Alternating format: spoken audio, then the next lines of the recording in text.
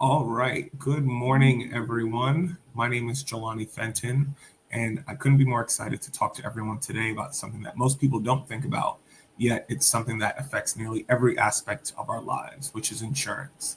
So, as a quick introduction to myself, I've been in the insurance industry for the past 12 years in a variety of roles. I now have the fortunate pleasure of being an insurance agency owner of two commercial insurance agencies where we work with small businesses, municipalities, cities, and states, as well as large Fortune 500 companies to help them manage their risks through the purchasing of insurance. So now I know insurance doesn't sound particularly exciting, and most of us think of it as paperwork or long phone calls. But what if I told you that insurance is the reason that you can fly on an airplane, go to a concert, or even walk into a hospital? So behind every major business, every building, every big idea is a system that ultimately helps make risk manageable. And that system is insurance. It's the unsung hero of the financial world. And today I want to show you how it's not just important, but it's essential.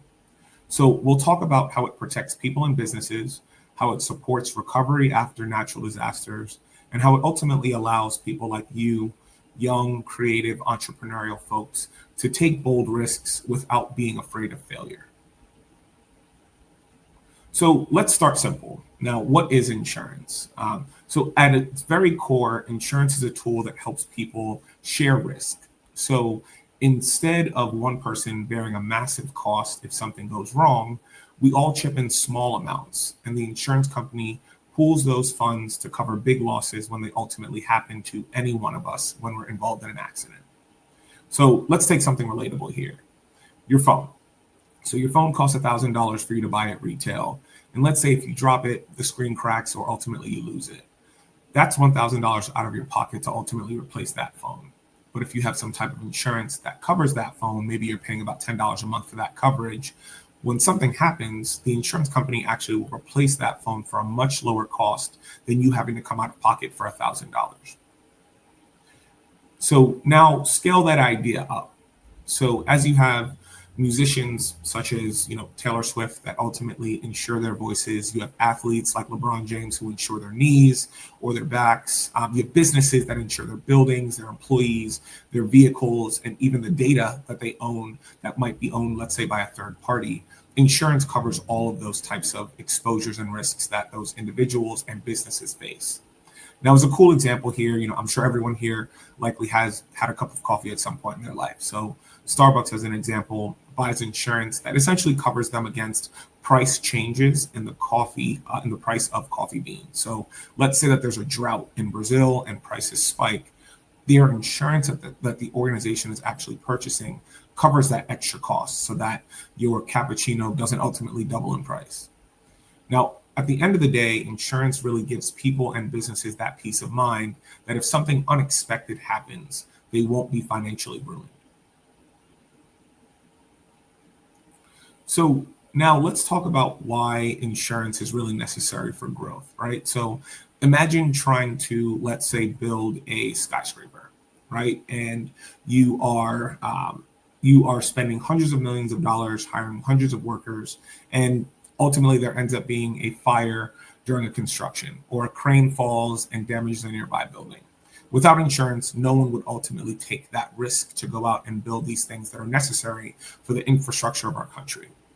So as you kind of think even further there, banks won't give a construction loan unless the project is insured. Investors won't provide financing to a company unless they know that those risks are ultimately covered. So even small businesses need insurance to get off the ground. So let's say one of your friends wants to open up a smoothie shop to support their local community. So they'll need liability insurance in case, let's say, a customer walks into their actual building and slips on a wet floor. They'll need property insurance in case there's a fire in the kitchen that causes damage to that actual location where they're operating out of. And this ultimately also flows through into the digital world. So technology startups that we all know, and love can't sign contracts with some of their large clients without having what's called cybersecurity insurance, which protects them in the event that they get hacked and customer data is stolen. And again, insurance is like the green light as an example here that tells the world, yes, you can proceed. We've got you covered if things go wrong.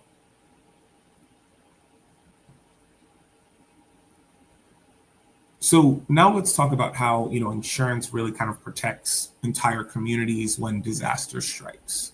So think about hurricanes, floods, wildfires, or even pandemics, things of which we've all either been exposed to or have had the opportunity to kind of see on television and the impact that they have on our communities across the world. So these events can destroy homes, they can shut down cities, and put thousands of people out of work. So, as an example, when Hurricane Harvey hit Texas in 2017, insurance companies actually paid out over $30 billion to essentially completely rebuild the city after that mass disaster.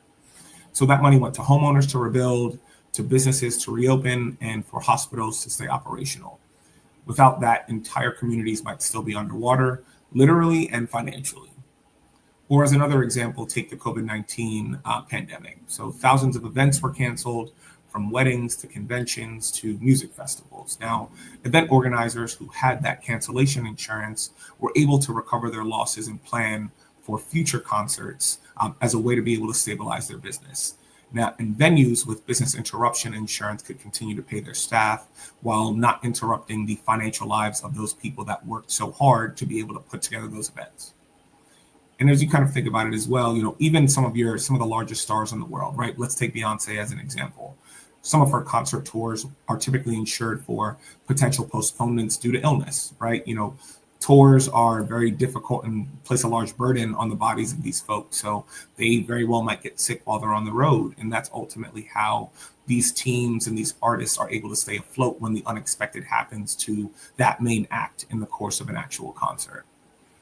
And insurance, again, does not stop disasters, but really what its main function is to really cushion the impact so that recovery is faster and that lives aren't permanently derailed after these accidents happen. So let's take a further deeper dive into the behind the scenes of some of these large industries that impact us on a day-to-day basis and ultimately the insurance implications behind all of those large industries. So think about every major deal, trade, or large construction project involves some type of insurance. And most people would never know it. So cargo ships that carry millions of dollars in goods across oceans, right? Think about all the packages that you might be ordering off of Amazon or things that you might be getting imported from abroad.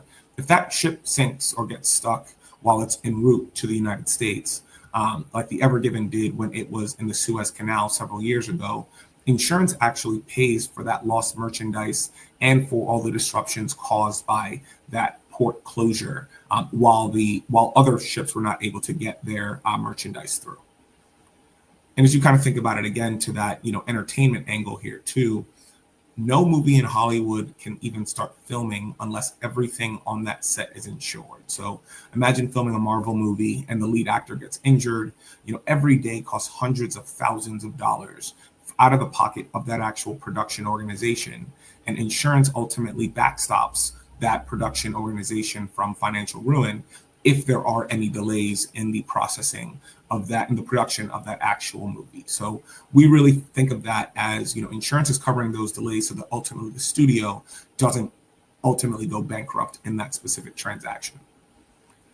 So even to dive even further here, real estate deals such as large construction and real estate developments to build a lot of the homes that we live in, initial public offerings of some of the large tech companies that we all know and love, music tours, the stock market, as well as even Super Bowl commercials. They all carry layers of insurance protection to protect the people that are ultimately outlaying that cash and they're taking the risk of going out and making those things happen from any unexpected accidents that could lead to financial ruin there. And I know, particularly for this audience, some of you might be in college, some of you might be on your way.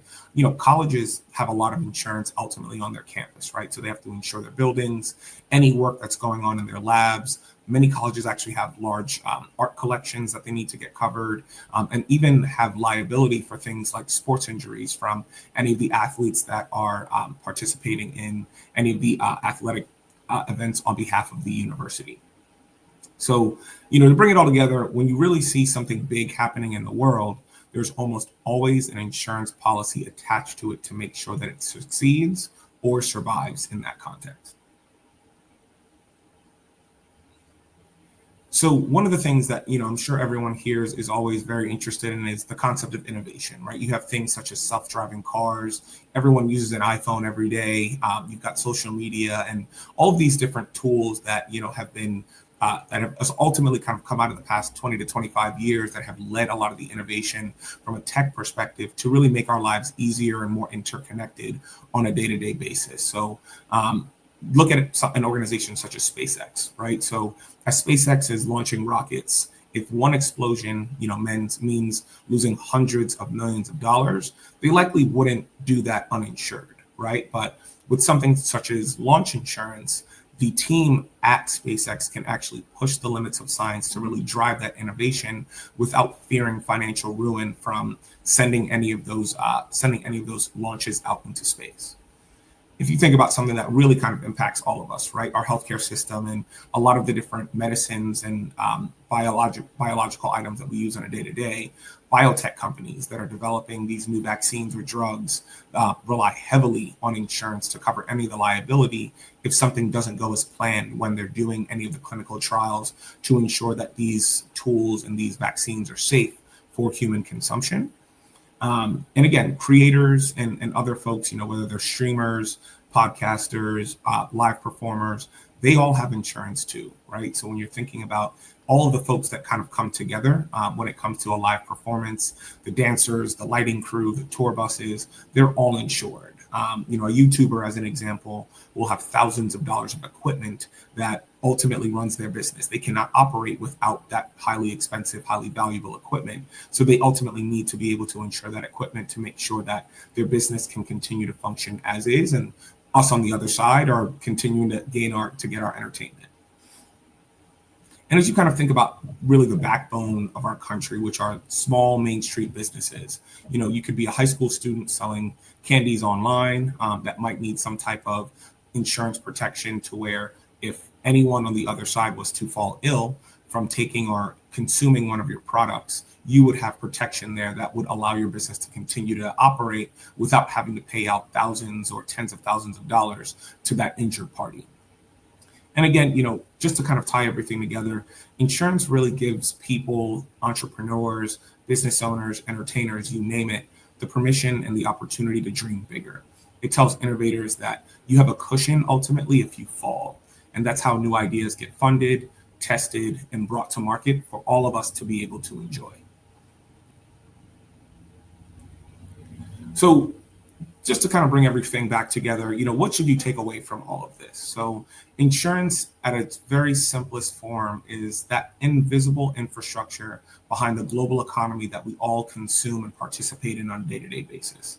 It's what gives people and businesses the confidence to take action and to create products and services that power the global economy on a day-to-day basis. It protects you as an individual consumer when things go wrong. It allows you to bounce back after natural disasters. And most importantly, again, it helps the world keep moving forward in the face of uncertainty and in the face of any types of disasters that ultimately will happen at some point.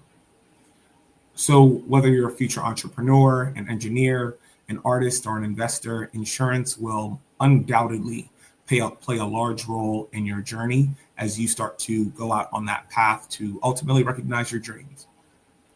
So I want to put it out to everyone. The next time that you hear someone saying that insurance is boring, you can tell them it's actually the reason we all have these airplanes, concerts, iPhone applications, and hospital systems that ultimately work. It impacts everything that we see, touch, and consume on a day-to-day basis. And without it, we would have way less things that we would have the opportunity to consume that ultimately bring us joy and that bring us happiness on a day-to-day basis. So really, insurance equals progress. It may be quiet, but it's extremely powerful. And now you know how to recognize it everywhere that you look. So thanks so much again for tuning in. And thanks so much again for having me. And I look forward to hearing everyone's thoughts and feedbacks about how great of a product insurance is moving forward. Thank you.